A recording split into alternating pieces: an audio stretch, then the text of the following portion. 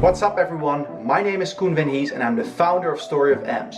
Today we're back with another video. If you aren't subscribed to my channel yet, please subscribe. Today I'm making a video of my 5 favorite books on life and business. And a little side note, this is my first vlog in English. All my previous videos were in Dutch, but I'm switching over to English.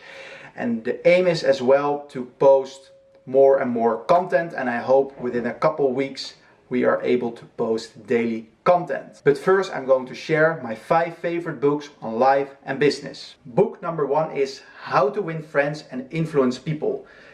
This is one of my favorite books because it gave me lots of practical knowledge I still use every single day.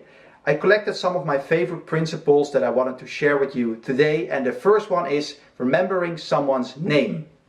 So remembering someone's name, it sounds quite simple, right? But I'm just gonna sketch a situation where I really know that this principle is very important to do every single day. So when I go to a business event, for example, and I meet someone and that person remembers my name and says my name multiple times in the conversation we're having, I feel flattered. So if you do the same, that person feels flattered too, and you create a likable factor, which is nice because then you can build a relationship and maybe it eventually will give you new business. It was hard for me to remember names really good, but once I was aware of this principle, I started to practice, and I also started to see good results in conversations I'm having. The next principle I wanted to share with you is the only way to get the best out of an argument is to avoid it. The next principle is let the other person do the talking. Especially in sales, this is very important. In terms of business and new people you meet, it's a very strategic thing to do, because with that you also create a likable factor and you make the other person feel important. The last principle I wanted to share with you is talk about your own mistakes before criticizing others. And we do a quite nice thing actually at the end of the week within the company, is that on Fridays we sit all together and we're going to reflect on mistakes you made yourself and things that could go better. I'm a big believer of having everything very positive. So even though mistakes are not nice, but it only makes you better. So book number 2 is The Lean Startup. I find this one of the most important methodologies used in entrepreneurship. And the methodology that's being described in the book is Minimal Viable Product, MVP. So I encounter lots of situations where this principle is not being followed. And this results in businesses that go bankrupt, platforms that doesn't work, etc., etc. It's just not good for the business. All businesses start with one single core. It can be a service business, it can be a tech business, whatsoever.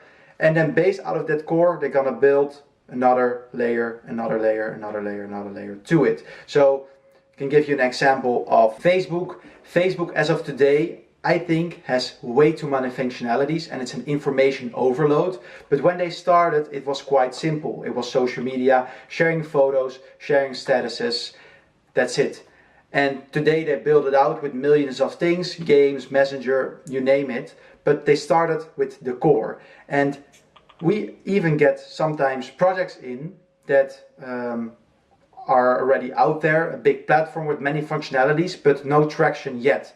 The key is to start minimal viable product, meaning start with the core and base out of that core, building new functionalities onto it. I'm going to sketch a situation how we are using the methodology Minimal Viable Product, MVP. Earlier this year we sold a product. How this came about, I'm going to tell you right now. So we had an idea for a product, but we didn't want to build the product yet. We first wanted to see if there was a need for the product. So we created a simple landing page explaining the concept with an email sign up. We said if we get 100 people to sign up, we're going to build the product. And that's super minimal viable because you know exactly who your clients are going to be and you know that you have traction, and then you can build the product. So the product was successful because we started really MVP.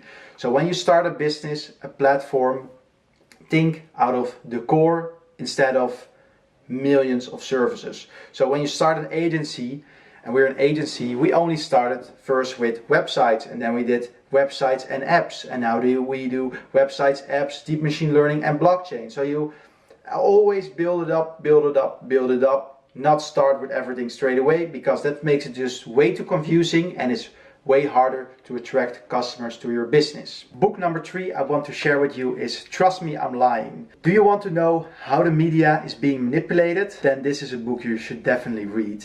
I find it very controversial and it's for you to decide whether it's good or bad.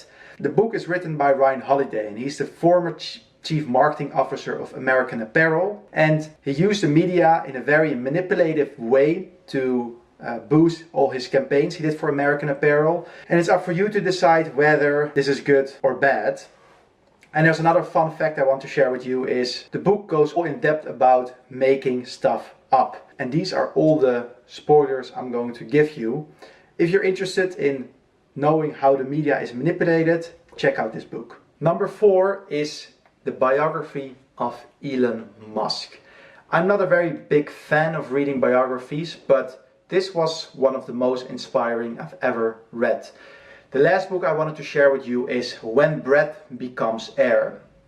I do not want to spoil that much information about this book because it really made an impact on me personally. It's a neurosurgeon that gets really terrible news. And that's actually all I'm going to say. I think it's important for you to read it because it just reminds you how short life can be. And since reading this book, I really realized, hey, I can wake up the next morning and it can be different. So I want to squeeze every little thing out of life every single day, and I'm blessed and happy to be where I am every single day. And that's my key takeaway from that book.